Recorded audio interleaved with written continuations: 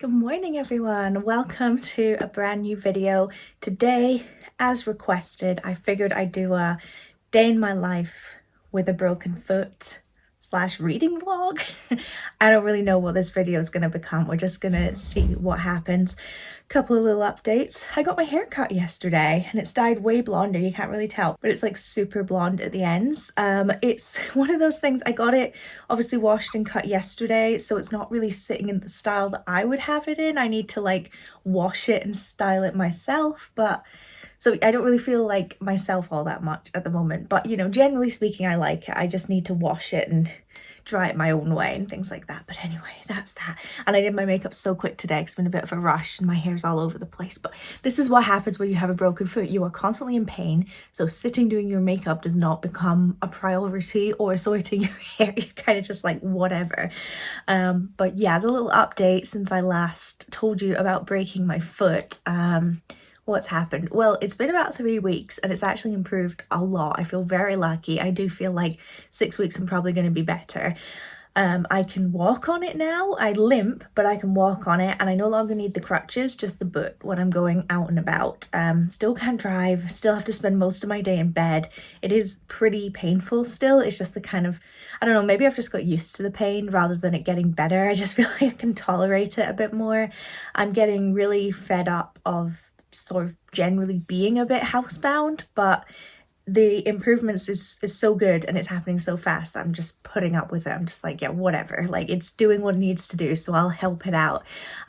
But we are going to go out this morning. With me, my mom, my dad and Jolene, my dog, are going out for breakfast, which will be really nice, and a little walk. I really can't walk very fast or very far, so it's not going to be anything crazy, but I figured let's take you guys along with me this morning. And this is me with my boot. This is how I currently look.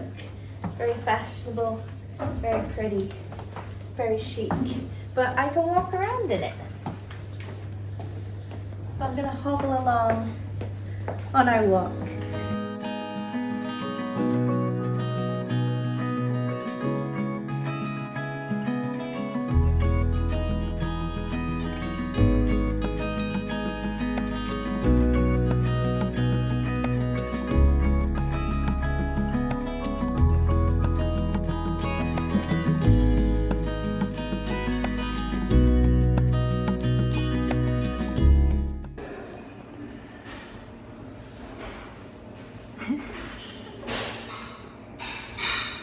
We've come to the stables for a very, very healthy and nutritious breakfast. I've gone for coffee cake and some cherry drink. Mum has gone for an Empire biscuit and a coffee. Jolene has a warm cheese scone that's coming her way. She's not spoiled. And Dad has coffee and a bacon roll. A bacon roll coming. Lovely. Can't really break it off. Oh, you can. Hey, I'm back home. I'm in my pajamas. I'm in bed. This is where I spend most of my time at the moment. It's the comfiest. I can elevate my leg when I need to. I've got everything I need in here. So if I'm in the house, I'm pretty much in bed at the moment. But I figured what I'm going to do now is do my reading for the day. I spend a lot of my time at the moment reading. There's not a whole lot else to do, so I have been reading a lot, so I figured this would be a little bit of a reading vlog. But before I get into the books that I'm currently reading, I wanted to go through what's on my TBR, to be read shelf. There's quite a lot of books. I buy a lot. I do always end up reading them all. I haven't got any books that have been sitting here for years and years and years that I haven't read, but I figured, I don't know, I thought it'd be fun, maybe inspire you guys to see. Please ignore the fact that my shelf is missing up there. It fell the other day on my head, so that was another injury that I had. So hopefully my dad's gonna help me put that back up today, but ignore the space there. Okay, so I have in my TBR Wicked. I've heard it's quite an interesting book. It's quite long, so I'm saving this for a rainy day. I hate that it's got the movie logo on it. Like, I hate having actual pictures on books, like photographs, but it's what I could get my hands on. So interested to read this. I'll maybe wait for part 2 of the film to come out. No, I mean, I've seen Wicked a million times. I know how it ends, but just feel like it would be fun to read that around November time. This one I have had for a while. It's called The Mother-Daughter Murder Night by Nina Simon. I should say this is by Gregory Maguire. What is this even about? I mean, it's about a mum and her daughter who try and solve a crime. So this will probably be quite a good one to read this autumn while it's spooky season. Try and read a crime book. Yeah, I don't really remember. It says like think Gilmore Girls but with murder. So again, I think it will be kind of cozy. Don't know, but I'm interested. So I think this will be a sleeper hit. I'm excited. I have Harry Potter y la Piedra Filosofal because if you guys don't know, I've been learning Spanish for many years. This is a book I know inside and out. So I thought it would be quite a good way to learn Spanish a bit more and learn some new words, since I'll know sort of generally what they're talking about. So read that at some point, but that's not really like a fun read. Then I have 14 Days. So this is a collection of short stories that's edited by Margaret Atwood. I've actually not read any of her books before, but obviously I know she's a very well-respected author, so I'm excited for this. It's set during lockdown, and any sort of COVID books I'm like, but I think it's just sort of the loose thread that puts all these stories together. So all the residents of this one apartment building during lockdown meet on the roof each night and sort of share stories. So that's what this is about. I have George III by Jeremy Black. If you guys watch my what I read each season video, you'll know that I'm going through these very, very small Penguin Classic books that go through each English British monarch, because I think reading about them is quite a good way to learn about the history of that time. I'm less interested in reading about like Elizabeth II, for example. I probably won't read that one, but the sort of older ones I'm interested in, and I really like the Georgians, so I think that'll be quite interesting, and that's basically like reading a day. I've got As Good as Dead by Holly Jackson. This is the third, I think, in the Good Girl's Guide to Murder series. So yeah, Good Girl's Guide to Murder was the first one, which I loved. Good Girl Bad Blood was the second one, and I kind of didn't like it, so I'm interested to see what I think of this one, because I loved the Killjoy one, which is like a tiny little like 2.5 book. So this is a new case, but I think this might be the last one with Pitts Fitzamobi. I think some of her other books have got different characters in. They're really easy to read, multimedia, which is really enjoyable, so I'm hoping that she can pull it back from Good Girl Bad Blood, because I really didn't like that one. This is non-fiction. I've got The Medici by Mary Hollingsworth, just about the Medici family. I've always been very interested in them and their history.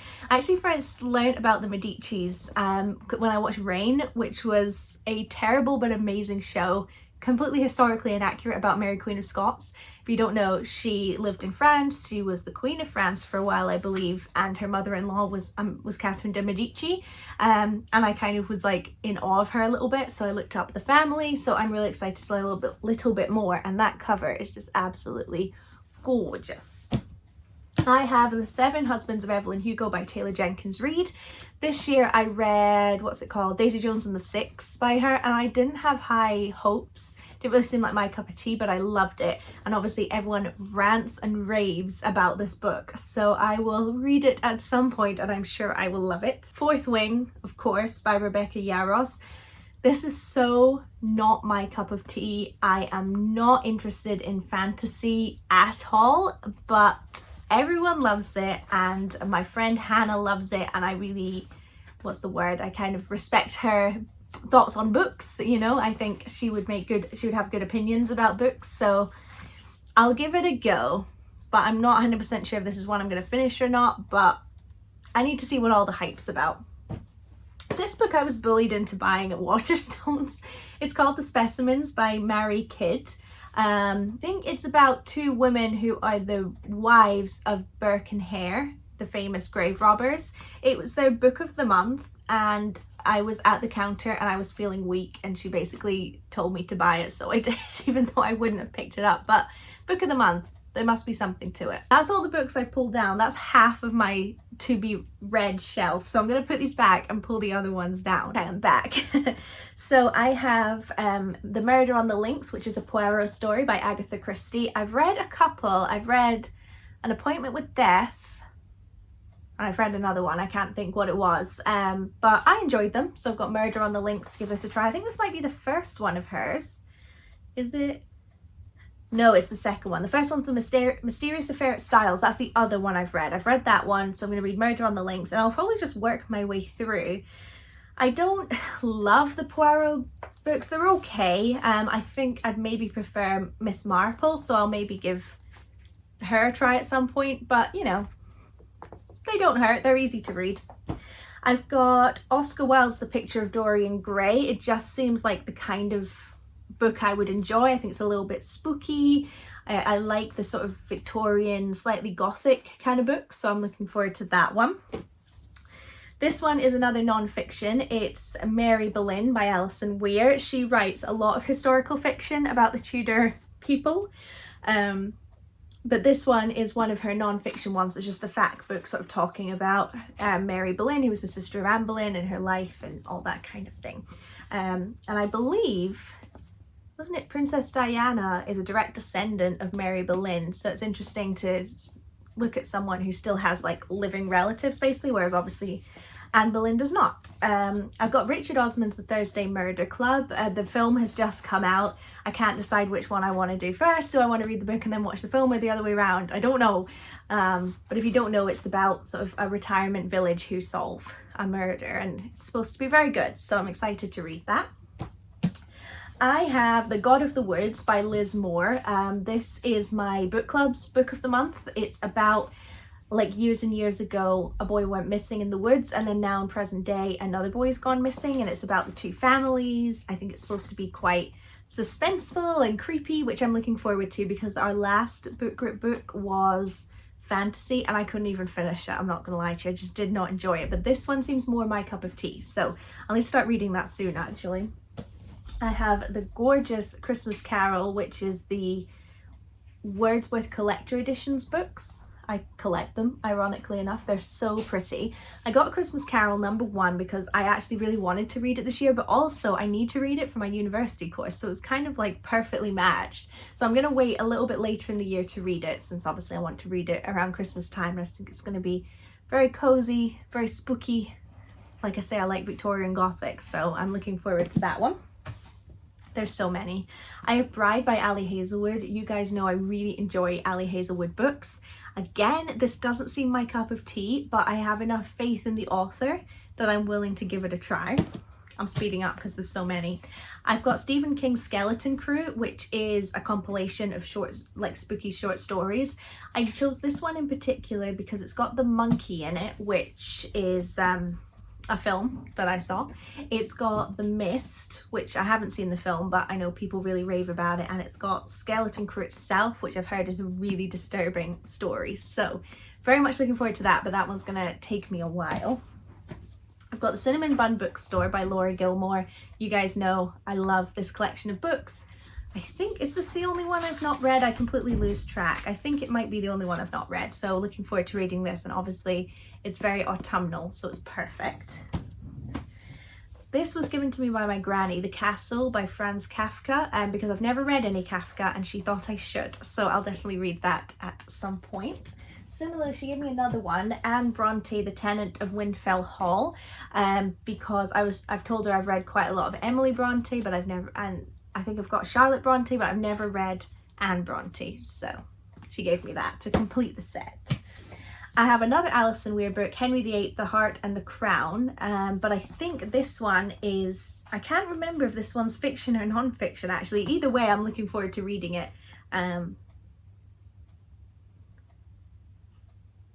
Yeah, it doesn't, it's actually kind of hard to tell, but either way, should be good. I have Blood Meridian by Cormac McCarthy. I've gone through a bit of a period where I've just wanted to read really disturbing books. And a lot of people say this is the most disturbing book, and it's got the most disturbing villain of any book ever. So read that. I have Problematic Summer Romance by Ali Hazelwood. Again, it's a summer book and I've just bought it, so I might wait till summer to read it, I don't know. But again, I'm just trying to really collect her whole set of books. I bought these two yesterday. So this is C.M. Wagner, The Village Library Demon Hunting Society. Again, it just seems like a kind of cozy, fun horror book. And I really like the cover, so I'm looking forward to that. And finally, I have Murder on Lake Garda by Tom Hindle. I've read A Fatal Crossing and The Murder Game, so I'm looking forward to reading this. He just does classic, like Agatha Christie style whodunits, but sort of a bit more obviously modern in its writing. It's really, really good, so I'm looking forward to reading this one. Hi, Boo. Hello, Boo Boo. Hello. Hello. What's that? What's that? What's that, Joe? Okay, so now I'm on to my currently reading books. So the first one I'm going to read a bit of is The Rise and Fall of the Third Reich by William L. Shirer. You guys know I've been working on this. I got it at Christmas, so I've been technically working on it since last year. I am pretty far through, all things considered. I've read all that. I'm finally on the fall rather than the rise. I read like 2 pages a day. It's very heavy going. It's tiny writing. My goal is to finish it by the end of the year, but when you think about it, like a good chunk of it at the back is like indexes and things like that, so I've really not got that much left, but I'm just going to quickly read my 2 allocated pages to get it over and done with.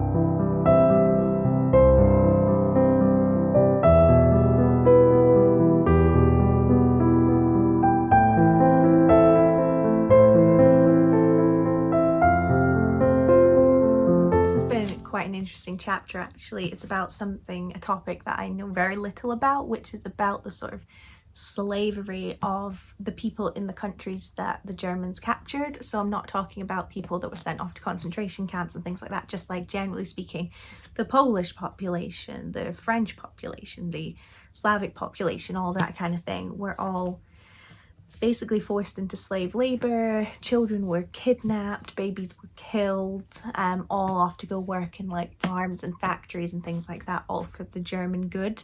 So it's obviously very hard to read, but quite interesting because it's just something I knew very little about that was going on. So yeah, partway through that.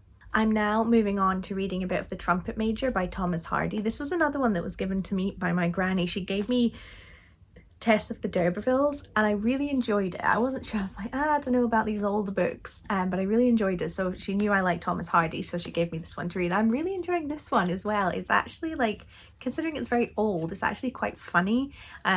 It's a bit sitcom-y. Like I could see this actually being made into a really good TV show that's like The Office, like with cameras, but you don't really explain why there are cameras in like the 1700s, but it's very like slapstick, and yeah, I'm enjoying it a lot. I normally just read a chapter a day, but I might read a couple, we'll see. But last I was reading, spoiler alert, John the Trumpet Major, he's trying to pretend he's not in love with Anne because his brother Bob's in love with Anne.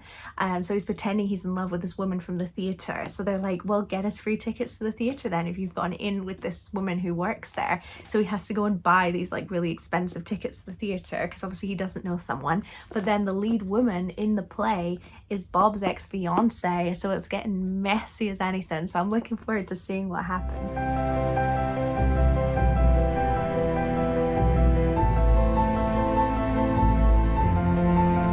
My third book is another fact book. It is Horror Cinema by these people.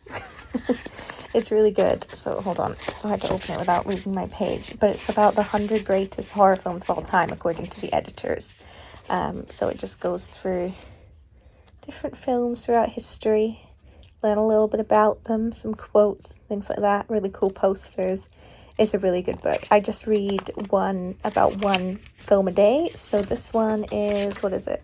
Creature from the Black Lagoon. So I'll just read a couple pages about that. And then it will move on to the next one, which will be Godzilla. So I'll read that one tomorrow. So I'm just getting through it very slowly, but I'm enjoying it. I've read a couple of books, had a fun time with it.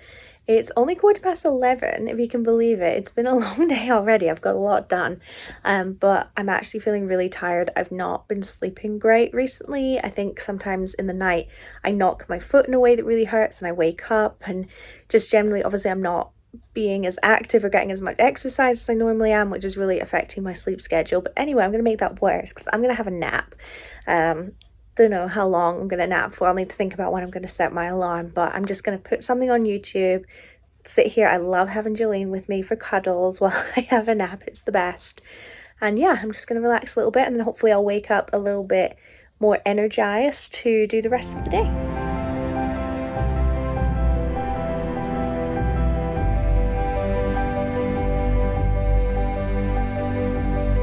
time guides. I woke up from my nap and I literally, based on the hands of the clock, I was like, is it 2 o'clock or is it 7 o'clock? I was like freaking out because it stays so light at the moment. I couldn't tell what it was. I had to go to the top of the stairs. I was like, Mom, what time is it? Thankfully, it's only just hit 2 o'clock, so I actually didn't sleep for that crazy a length of, I mean, it's too long for a nap, we know this. Also, sorry if you can hear buzzing. I've got the fan going. It's got a little bit hot, but just glad it wasn't 7 because I've been known to nap that long. Let's just say that much. Anyway, I feel a lot more refreshed now, a lot more up and at 'em. I'm going to carry on my reading. I've got 2 more books to kind of complete my set reading for the day. And the first one is Stephen King's The Shining. This is actually a reread for me. I love this book. It's very problematic. I always feel a bit about saying I love this book. But I'm on chapter 45 and there are, hold your horses, 58 chapters. So I've got about 13 chapters left, but the chapters are quite short. So I'm going to sit and I'm going to see how far through this I can get today. Maybe I can finish it. I don't know. We'll see.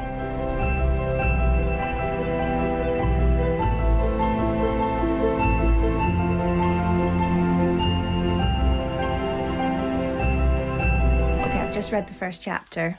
I'll say first chapter, chapter 45. Like I say, I've read this book, but it was when I was about 14, so you're getting on for like 16 years ago, so there's a lot I don't remember. The book's way better than the film, by the way. I like the film, don't get me wrong, but the book's way better. It'd make a great mini-series with like all the details. But I think we're coming up to the morning of the very last day. Jack's gone, spoiler alerts by the way, Jack's gone kind of doolally. Wendy and Jack are terrified, and Mr. what's his name again? I get them confused. All the sort of other characters are in the family because there's like Grady and everyone as well, and Illumin, and anyway, the cook is making his way up because he's been hearing Danny's pleas for help. So he's making his way up and he's about to get to the hotel, but I think at night time of this day that's just started, that's when things are really gonna kick off.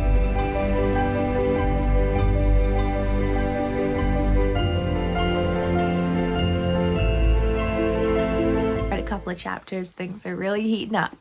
Jack has gone crazy. He has been told by the hotel that he needs to kill Wendy and Danny, and he's hell-bent on doing it. I've forgotten his name again. Halloran, honestly, it's terrible. Halloran is making his way through the snow. He's almost crashed, but I think it's not going to be long till he's at the hotel. I've got, like 6 chapters left. It's getting very tense. Stephen King is very good at building that tension up, even though I know what happens. I'm like, ah. So yeah, very excited to kind of get into the conclusion of it all. So I'll catch up with you guys in a little bit.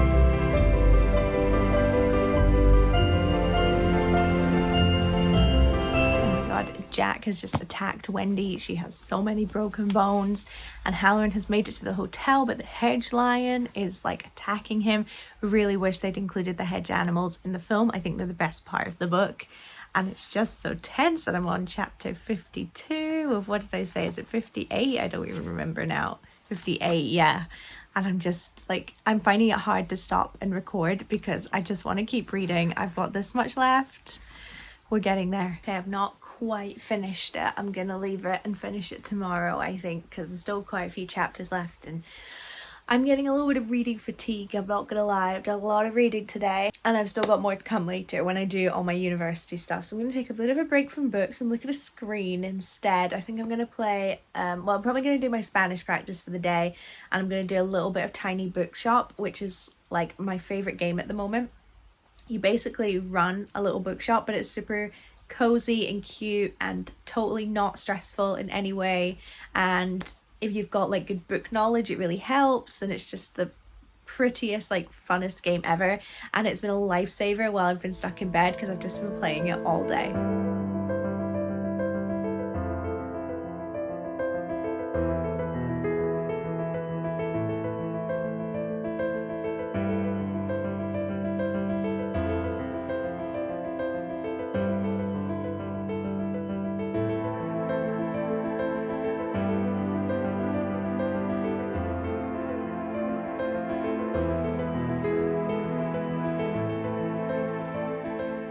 gang, I have the coziest little setup for doing my university work. Got the fireplace on, a candle on the go. This is my little desk space.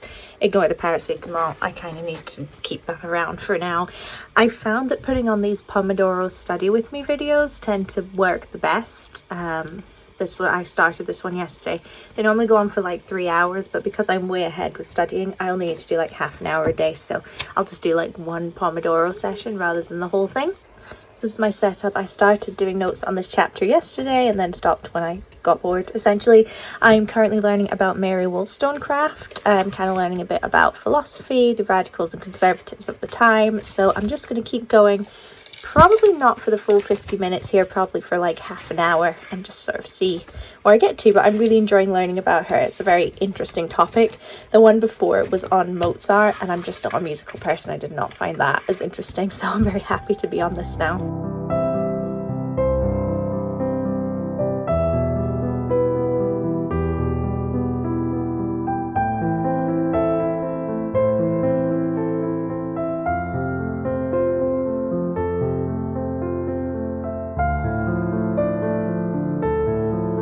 Finished for the day, and I did pretty well. It was 50 minutes, so I did about 40 minutes. Made quite a lot of notes that I've been working my way through. Very happy with that. It's been quite interesting actually, although quite aggravating. It's about 1700s views of feminism and things, and it's just frustrating. Hey. Hey. Hey. Hey. Hey gang, after the last clip you saw, I fell asleep, so I didn't get to end the video properly, so I'm going to do so now. Thank you guys so much for watching. I really hope you enjoyed the video. Let me know your thoughts, let me know any videos you'd like to see in the future, and I will see you soon. Bye.